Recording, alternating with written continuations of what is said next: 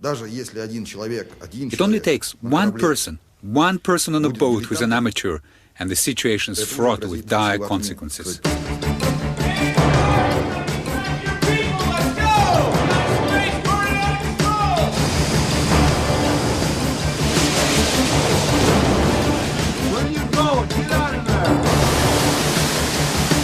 You have to be really mature to be able to survive in the submarine fleet. It's really an elite force, and I felt like I wanted to be a part of that.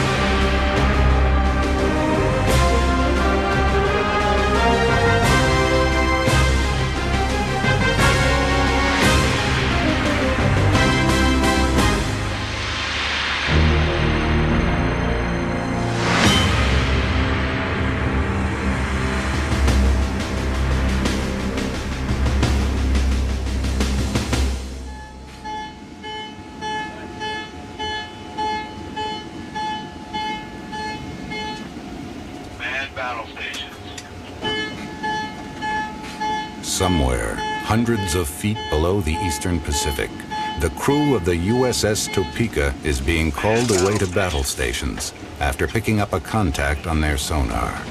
They will maneuver into position to fire a torpedo. Submariners always operate as though they're actually at war. From Commander Jablonski to the most junior enlisted man, they are here by choice. Their training is as rigorous as any in the armed forces. It begins right after boot camp. Morning, gentlemen. Rise and shine. Let's go. Roll out. 5:30 in the morning. Let's go.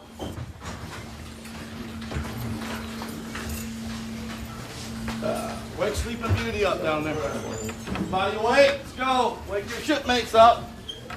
Aged between 17 and 25, these young men are beginning an intensive 6-week course. At the end of it, if they pass the weekly test, they could find themselves at the controls of a billion-dollar nuclear submarine. Let's go. 10 more minutes to get dressed. We gotta get this place cleaned up. Look, Mom, no hands. Look, Mom, no brains. Across the world, another submarine goes to action stations.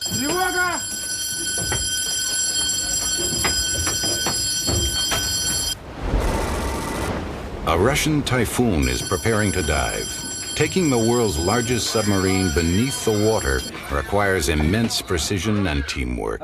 20 years ago, Captain Zhigilyov started his training at the Dzerzhinsky College of Naval Engineering.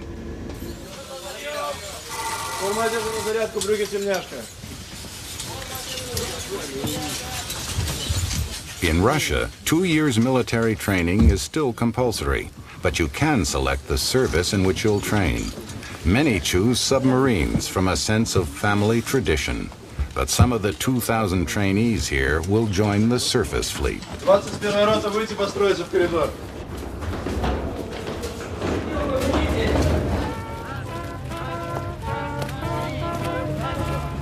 Russia has a proud naval tradition dating from the time of Peter the Great, who commissioned an experimental submarine in 1719. Here in St. Petersburg, he laid the foundation for what was to become the largest submarine force in the world. The school in which these cadets train is located in the old Admiralty, built by Peter nearly 300 years ago. In the course of the Cold War, nuclear submarines became one of the principal pillars of Soviet strategic doctrine. But the diesel electrics which fought their campaigns in both world wars still form a major part of their fleet. These museum pieces are not far removed from submarines on which some of these trainees will serve. While the U.S. force is religiously nuclear, its submarines designed to hunt for or hide from the Russians, Soviet interests have included confined waterways, more suited to the capabilities of diesel boats like this Foxtrot.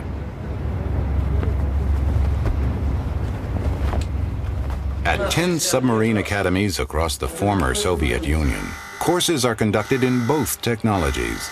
They are hard to get into, easy to fail, and the demands are intense. As well as becoming familiar with reactor rooms, control rooms, and communication centers, the trainee will have his nerve tested in simulators.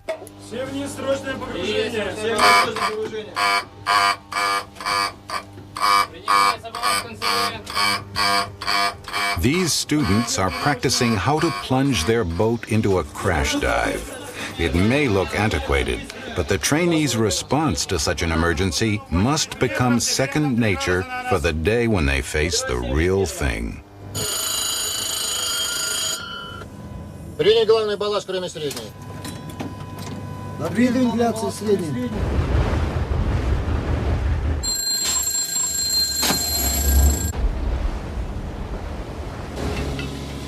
For the trainee, the principles of submerging and surfacing apply as much to the Foxtrot as to the 24,000-ton Typhoon.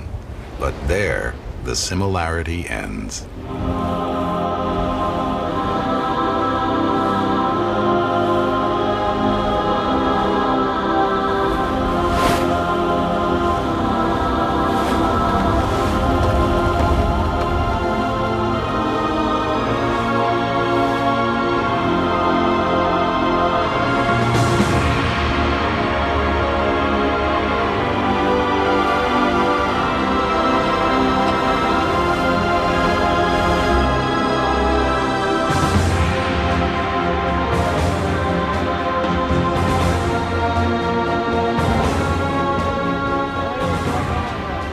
Learning to drive this submersible mountain is only part of the story.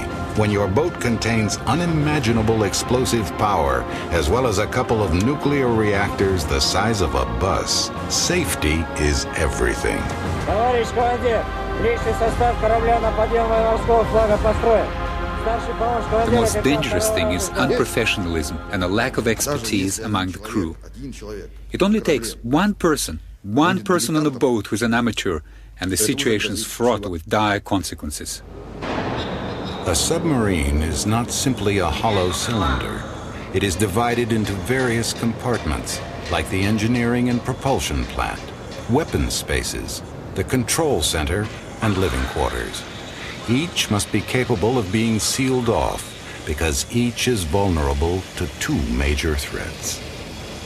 The two great fears of submariners are, of course, fire and flood. Fire because you're in an enclosed space, and even a smouldering rag can fill a compartment with smoke within a matter of moments.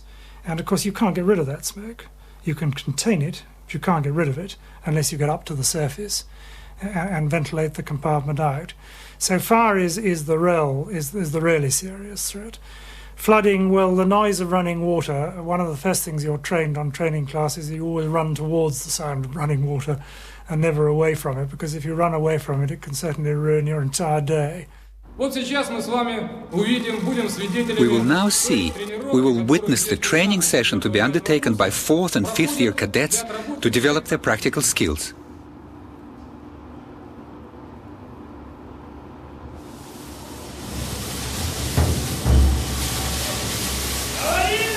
Each time they perform this basic drill, the water will get deeper and colder, until finally they can stop the leak even in the dark. But at operating depths, the ocean would enter with the force of a steel rod, smashing anything in its path. You can become concerned over a long submarine career, and I think most people do, at some stage, as you settle into your bed at night, nestling alongside the pressure hull, and 1 inch away from you, of course, is 1,000 feet pressure of water.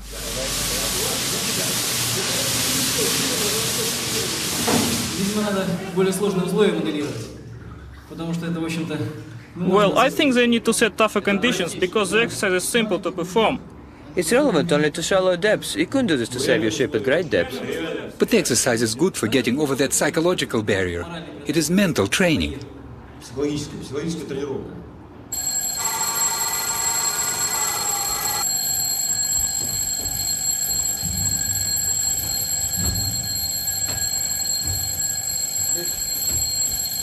Здравствуйте, товарищи!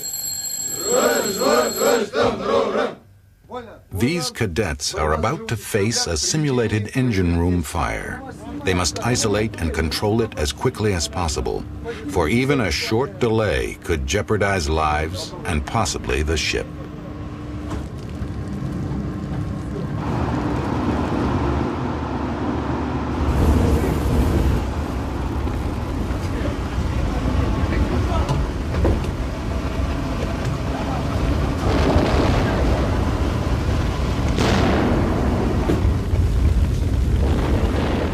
It's a straightforward, almost routine exercise, but it holds particular relevance for the Russians. They have lost sailors and nuclear submarines to fires, some very recently. The Russian submarine, the Mike class, the Komsomolets, which sunk in the Norwegian Sea a couple of years ago, was destroyed by fire. And the Yankee-class strategic submarine that sank off Bermuda, almost certainly, again, it was fire that got out of control. Norwegian defense forces were tracking and photographing the Soviet submarine before the fire and before it went down. So I think there is a question mark over the Soviet firefighting capability as it has been demonstrated in the last 5 years. We believe, based on the Soviet Mike submarine sinking, part of their problem was the fact that the crew got exhausted before they could solve the damage control problems they were faced with, and they ultimately lost the ship. Aware of the potentially catastrophic results of such emergencies, all nuclear navies reject criticism of their safety standards. The Titanic was the unsinkable ship, but it sunk. Things do go wrong. Accidents have happened. The Americans have lost 2 nuclear-powered submarines at sea. The Soviets have lost possibly up to 7 nuclear-powered submarines at sea. The last one being a couple of years ago, the Mike class off of Norway. These fifth-year cadets face the immediate prospect of service in a military with a poor record of nuclear safety. Though information has been scarce, senior officers admit that there are problems. It is not surprising that accidents occur on board American ships and on board Soviet ships, and they are related in the first instance to the fact that the level of training lags behind the adaptation to new technology.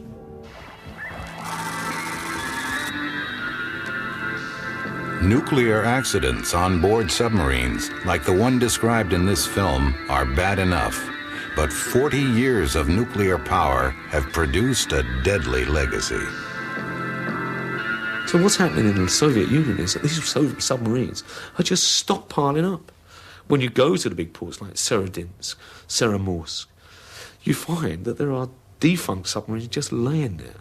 No one knows what to do with them. With more to decommission than anyone else, the Russians have the biggest problem, but they're not alone. None of the nuclear navies knows how to dispose of a worn-out nuclear submarine. The sensible, rational, scientific solution would be to take it out into deep water and sink it.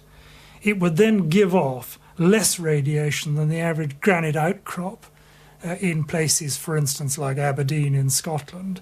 What you put in the ocean today stays there.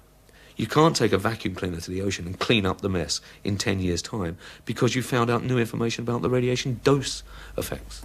These recruits follow in the footsteps of 6,000 submarine engineers who've trained here in Pushkin. And in Groton, 50 new recruits start training every week. Here we go again! Here we go again! Same old song again! Same old song again! Marching down the avenue! Marching down the avenue! 2 more weeks and we'll be through! 2 more weeks and we'll be through! I won't have to look at you! I won't have to look at you! Am I right? Am I right? Am I right or wrong? Are we weak? First thing I want to do is welcome you to the submarine force. If you're wondering and asking yourself, am I where I belong? The answer is yes. You're going to get the best training the Navy has to offer in the submarine force. No BS. They say you gotta have 4 eggs, but I don't know. This base is called the heart of the submarine force, and it is. I know that might sound a little corny, but it is. I mean, every submariner starts here, and he will at some time be back here. Submariners have been training at Groton since 1916. The most complex, the most compact, the most deadly ship of war, ton for ton, ever conceived by man is the submarine. No training is more rigid, no training more intense than that of the submariner, who must fight his battles imprisoned in a carcass of steel, sailing in the deeps of the world's water basins. The purpose of this school is to screen you guys. We're going to do that several ways. We're going to look at you academically, we're going to look at you environmentally, and we're going to look at you militarily. I've been telling you this since last week. I'm not listening to it anymore. I'm not going to listen to myself talk. If somebody's got a stencil kit here, share it, use it. We want them to start taking responsibility for themselves, because a lot of them, it's their first time away from home. Mama's not here to lay out their clothes for them in the morning and stuff anymore. You look good. Thank you. The classes load them with information, all of which they must retain to graduate. It's a crash course, and only the motivated survive. The trim pump, we've got this thing called a cord. It's a muffler. Being able to pack all this information, they throw a lot of stuff at us in this short period of time, and they make us learn it all. All right, how many people in here want to go to an SSBN? That is your first choice of duty, SSBN. Put your hands up. But they can choose what kind of submarine they want to serve on. Some choose an SSN, the Fast Attack or Hunter-Killer submarine. Its varied missions, including stalking other submarines and covert operations, seem to promise adventure.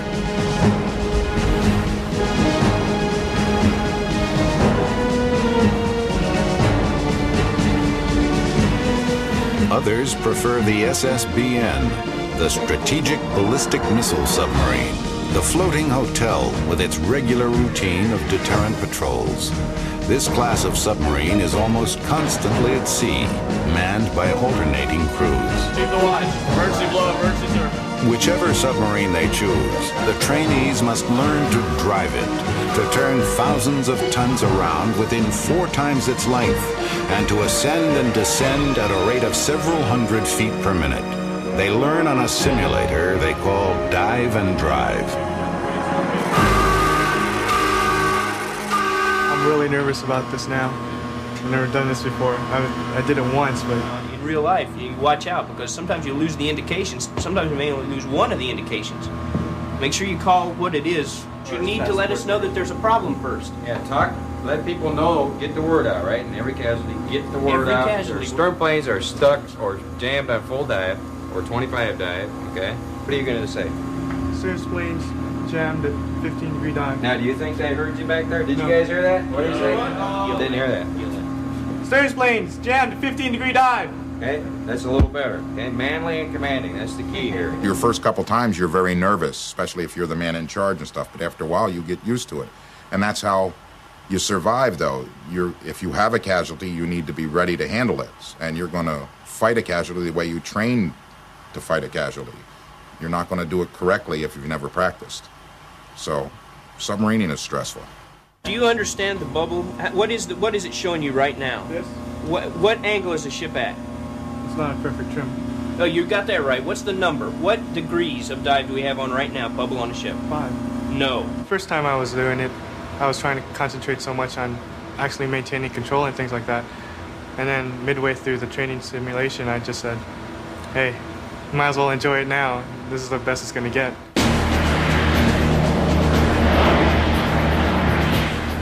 Diving officer, submerge the ship to 150 feet. Dive, dive. Dive, dive.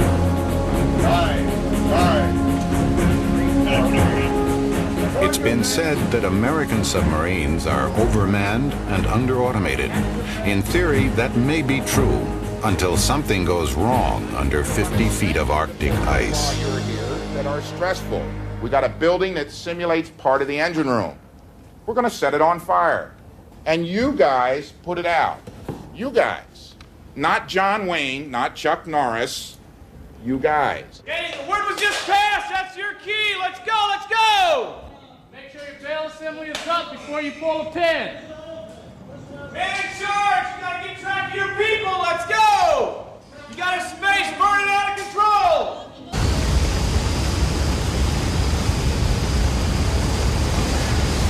Make sure your object is perpendicular to the hose. Bring your hand around, down and under. Put it on the outside of your shoulder. There you go. When something goes wrong, you need people who can figure it out very quickly, take the appropriate action, and maybe combat the casualty for long periods of time. Okay, let us on the street.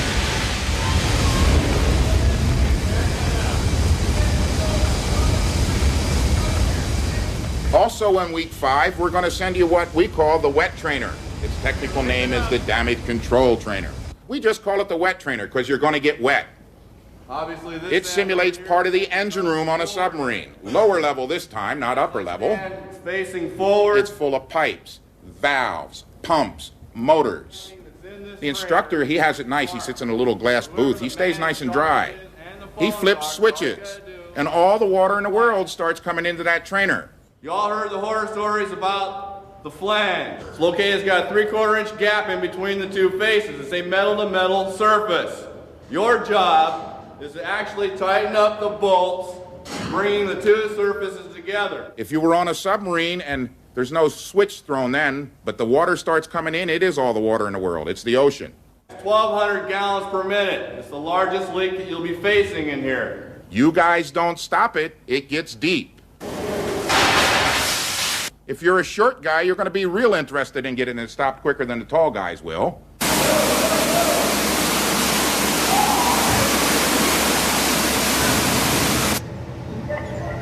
Fighting a casualty is no place for individual heroics. Teamwork is the key. The instructor monitors the exercise, communicating with the team leader through an airphone. How many personnel are in the space? How many personnel are in engine room lower level? Wait one. Wait, I.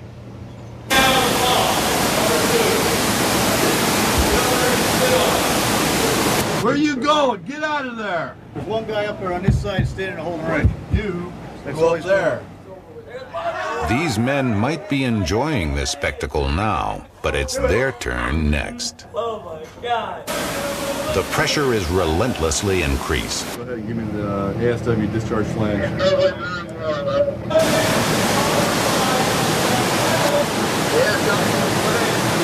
one? What's the system?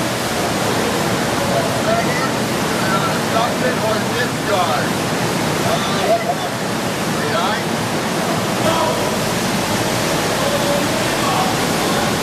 Need 2 personnel on the flange. Get them up there. He's the man in charge. I think he's crawling up there. Is that the man in charge crawling up there? That's the man in charge right here. We want to see if they're physically and mentally capable of handling a stressful situation that we put them in with just the water spraying around everywhere, and see if they can actually handle it, be able to work in that kind of environment. If they have a problem working in the water, well then we need to know about it, because if they go onto a submarine and they get faced with this situation, it could be detrimental to themselves and personnel around them. These exercises test psychological suitability more than practical skills. They will come later.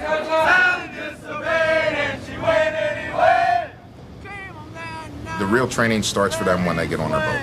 The guy's really going to learn the nuts and bolts of the system, be able to touch the valves, trace the pipe, look at the breakers, see his gear, work on his gear when he gets to the submarine. Petty Officer Torkelson, Petty Officer Whipple, Mostadler, front and center.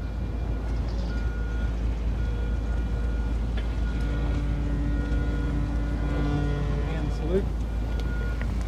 Ready, 2. All of these men have achieved the award about to be presented to their shipmates, their dolphins. Silver for the enlisted men and gold for the officers. They're like a pilot's wings and just as hard to earn. To qualify, the raw submariner must learn every major system on board, be able to describe how it works, draw it, and recite its specifications. All this on a boat with 7 million parts. It marks the coming of age of a submariner and the end of a tough first year on board. First time you get underway, you're expected to learn all this, and it's a lot of pressure on the new guys. If you can't support the ship or a watch station or watch bill, then you need to get hot. Verbal harassment by the others, which is all in good fun. I mean, they're in a non-qual status. Non-useful body. And the qualified guys have to razz them a little bit to light the fire under their butt. Congratulations. Thank you. Get over here. Thank you.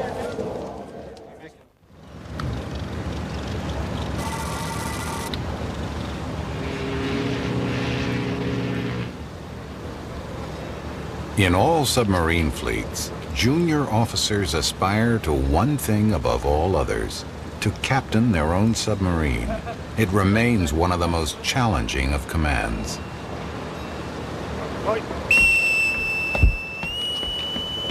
If there's one thing that we've learned, and I think that the United States Navy has learned as well, a submarine commanding officer cannot have a rule book. Okay, sure, there are some things which he can't do and some things which he must do, but he can't have a rule book. There is no set tactic or set thing to do in such and such a circumstance. He must use his own initiative and adapt very quickly in split seconds to what's happening.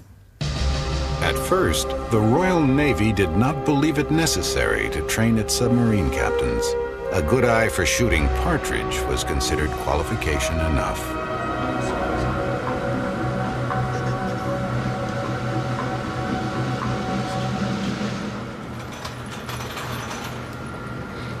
This is the submarine command team trainer, where basically the submarine officers come in here to learn the basic skills of being a submarine officer. Operators collect information from many sensors, keeping the captain informed. Piecing the picture together enables him to make the tactical decisions in fighting the submarine. Very similar to a medieval knight on a hill. The captain can sit there, he can look over the top of these young men, and they will get all that information and, like a jigsaw, put all the bits in. But for a true sense of the pressure involved, there's nothing like the real thing. 30 miles outside Glasgow, a Royal Naval frigate is charging straight towards a Royal Naval submarine.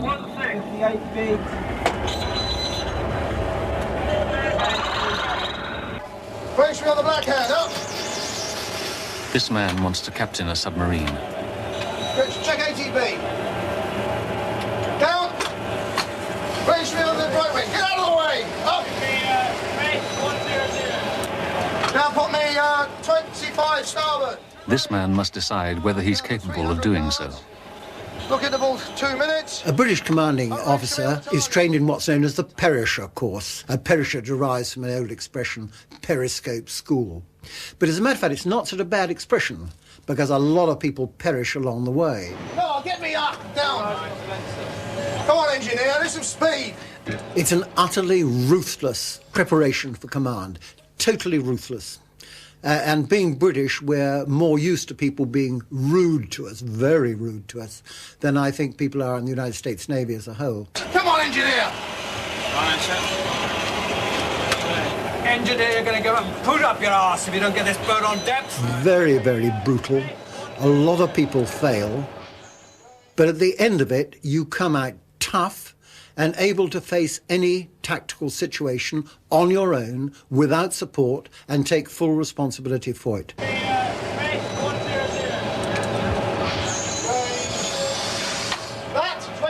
I'm not saying that's not true of United States naval officers as well, but it's my opinion that they were more inclined, certainly in the early days of nuclear power, to look back aft at that big kettle boiling up back there than they were to look forward to their torpedo tubes and the enemy ahead.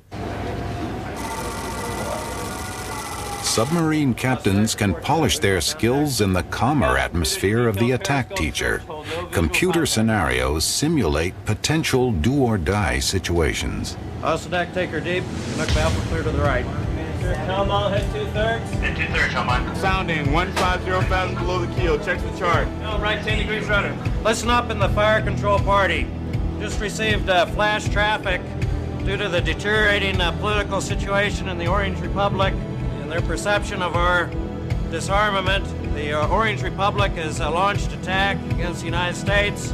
A hot war exists. We're open ocean. Received traffic indicating an Orange submarine is entering our area from the west. We've received orders to prosecute and attack any enemy forces in our area. Any questions? Carry on.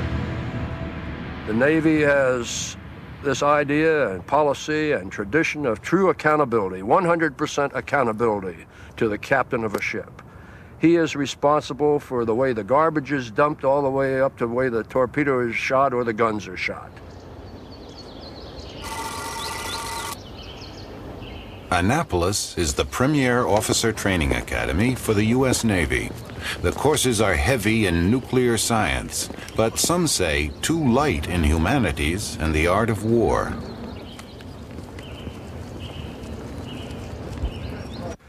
Next, you see the 41st and last of the Polaris submarines. I'm a little bit biased toward this submarine myself because, frankly, I was the first skipper of it. In their final year, the midshipmen are addressed by senior officers. It's a recruitment exercise. Their example might inspire the fledgling officers to share their passion.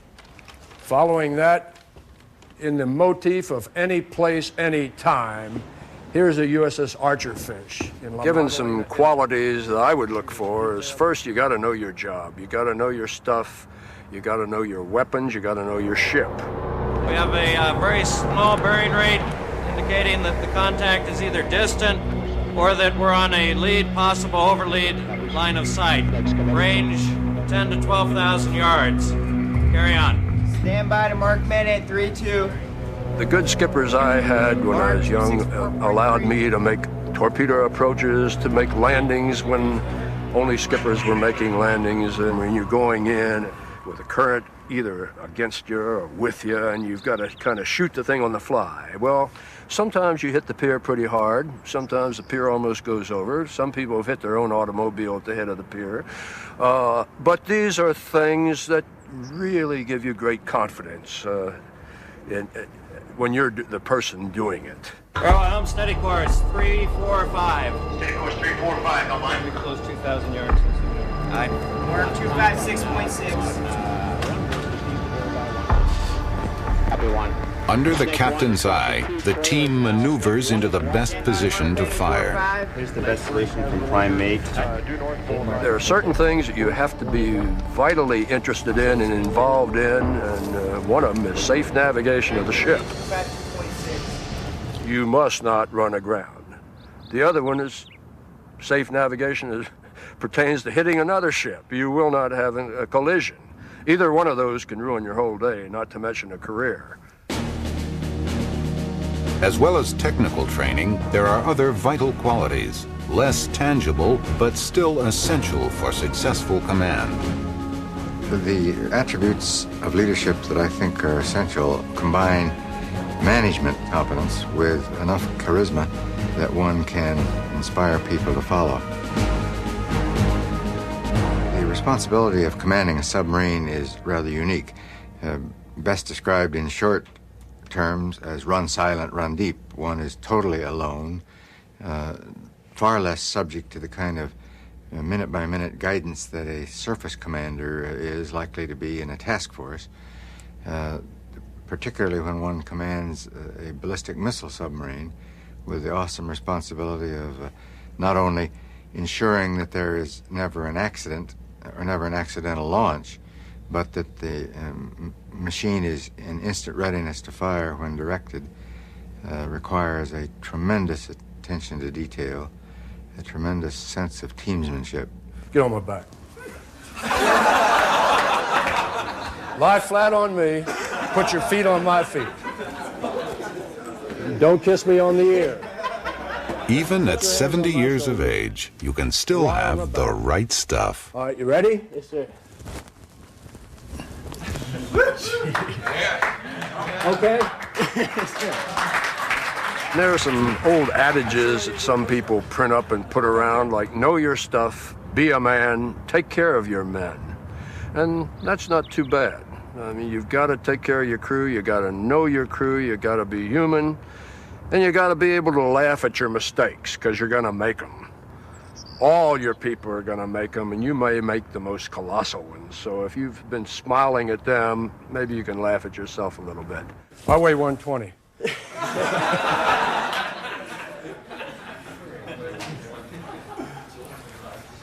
Yeah, man. Just for the class of 92. No, you're out. Yeah, Okay. Well, it gives you something to work on. Okay.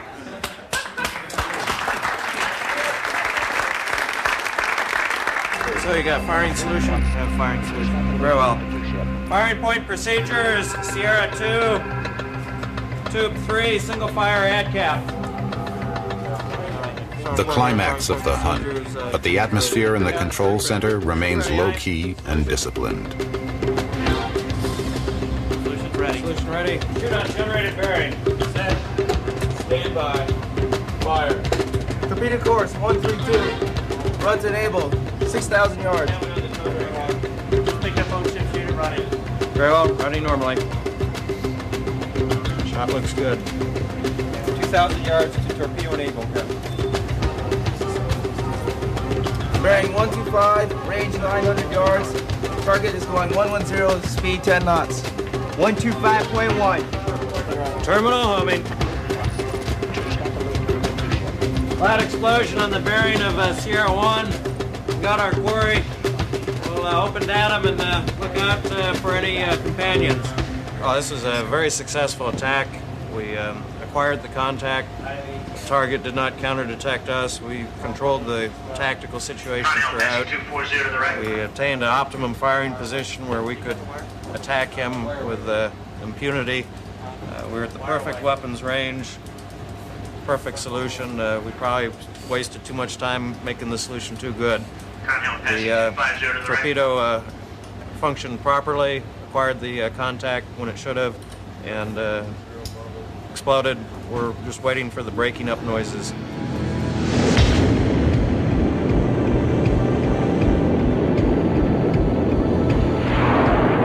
Torpedoes are not the only weapons a hunter-killer captain trains to fire, as was demonstrated during Desert Storm. No U.S. submarine had fired in combat since World War II. I'm speaking to you next to one of the Tomahawk vertical launch hatches forward on the ship, out of which came the Tomahawk, which on the 19th of January 1991 was fired by this ship to an unidentified Iraqi target. The use of cruise missiles by the Louisville expanded the submarine's role into the realm of strike warfare. Its crew received a triumphant homecoming.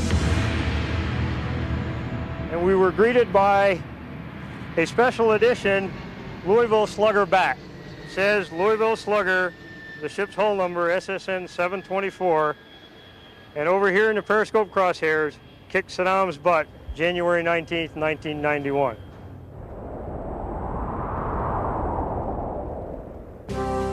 The prime responsibility of command is the nuclear reactor, according to its high priest, Admiral Rickover.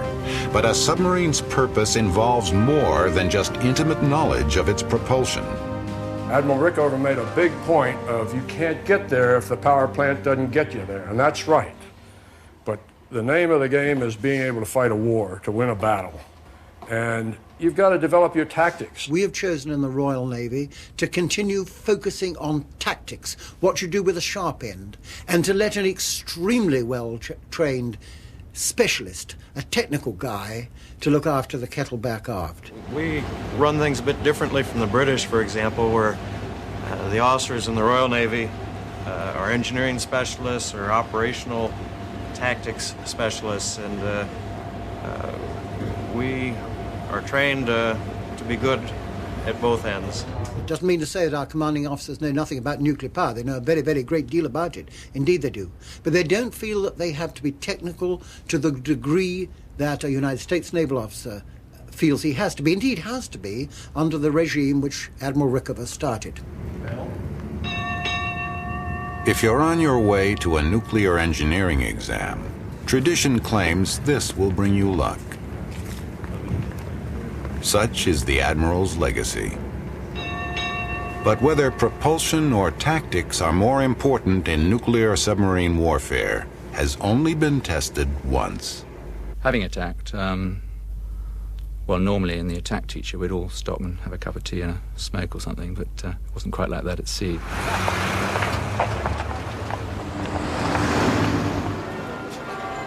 The only submarine commander to have sunk a warship with a nuclear submarine is this man. During the actual attack, it was very much like countless other ones I'd done for practice before, both at sea on live targets and indeed in our attack teacher. HMS Conqueror was sent to the Falklands in April 1982. The British were reacting to an invasion of their territory by Argentina. In what was to become the most controversial incident of the brief war, Reeford Brown quickly made sonar contact with a group of Argentinian warships. I entered my patrol area to the southwest of Falkland Islands on the evening of the 30th of April, and having settled down to patrol, I quite rapidly gained detection on one of my sonars. The General Belgrano was an aging cruiser with more than 1,000 men aboard. Much was to be made of her movements immediately prior to the attack.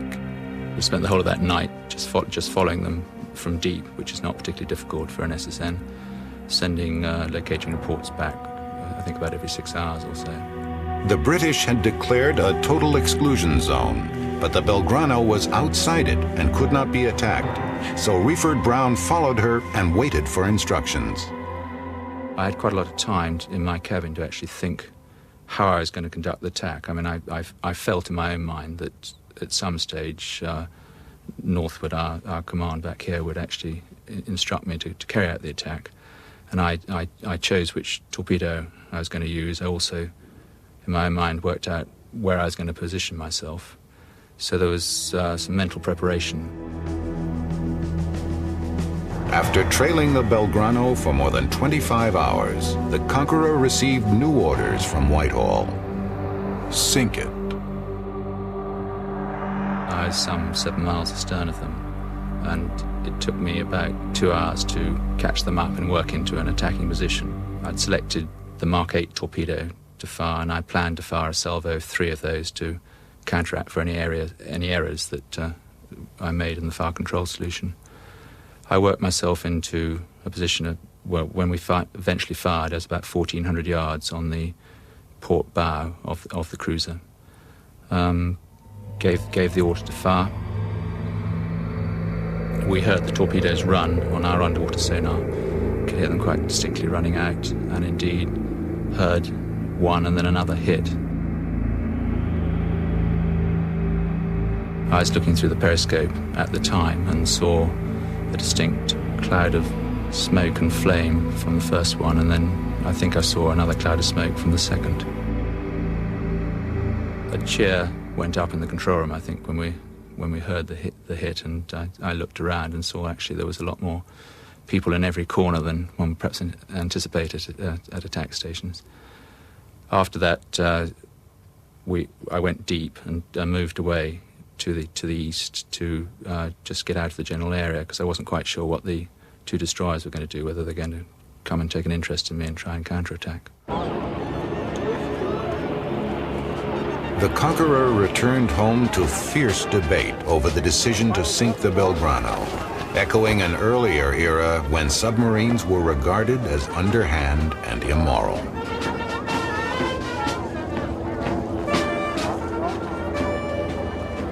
She was a threat to the task force. She'd been steaming towards them, and I'd been watching her for a few hours beforehand, and under direct orders, I went in and attacked her. I think by doing so, although there was obviously loss of life on her, which I regret, I certainly saved considerable loss of life from the British task force. I was obviously aware that I'd actually killed, I don't know how many, and didn't know for a long time, but quite a few people, so there was a certain sense of concern that had happened. Nevertheless, as far as I was concerned, as far as the ship's company was concerned, we were at war. My immediate reactions after that was, I think the first one was one of relief that I'd actually achieved something that the ship's company and I had been trained to do over a number of years, all of us, and a sense of exhilaration that I'd actually achieved it.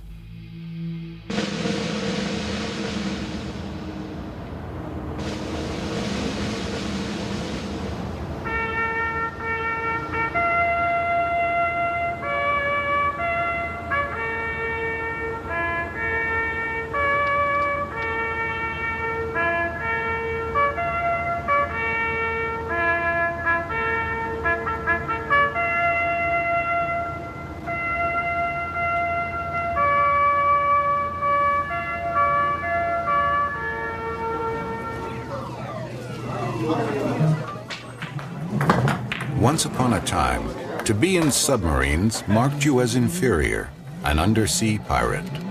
But over 100 years of submarine warfare have created a community which now regards itself as an elite. The recruits in Groton and St. Petersburg will become part of this tradition.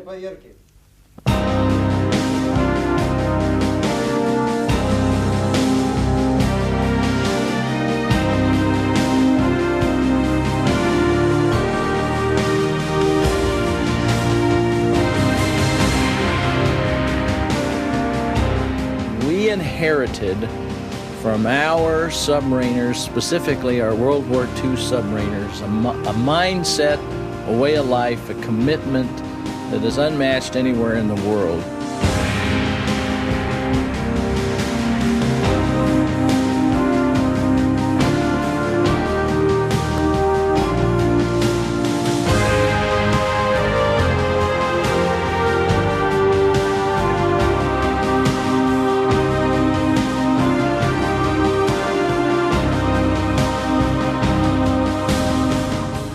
Feeling for these guys. I mean, it's like your family. I'm not going to lie. There's probably a lot of submariners out there that are going to watch this and say that, oh, that's BS, but I mean, it really isn't. I mean, you can ask them. I wouldn't trade any memories I have on this thing or any of my friends I have on this thing for anything in the world. They're good. They're good people.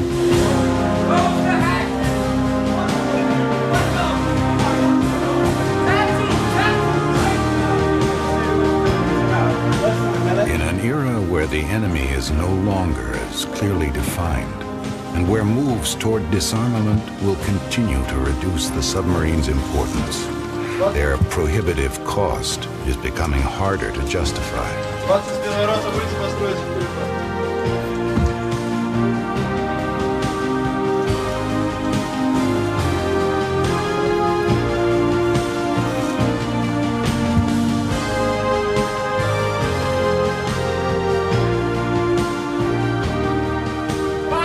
Yet should a new world conflict arise, it will be in the hands of young men like these. For now, more than ever, such a war is likely to be won and lost under the sea.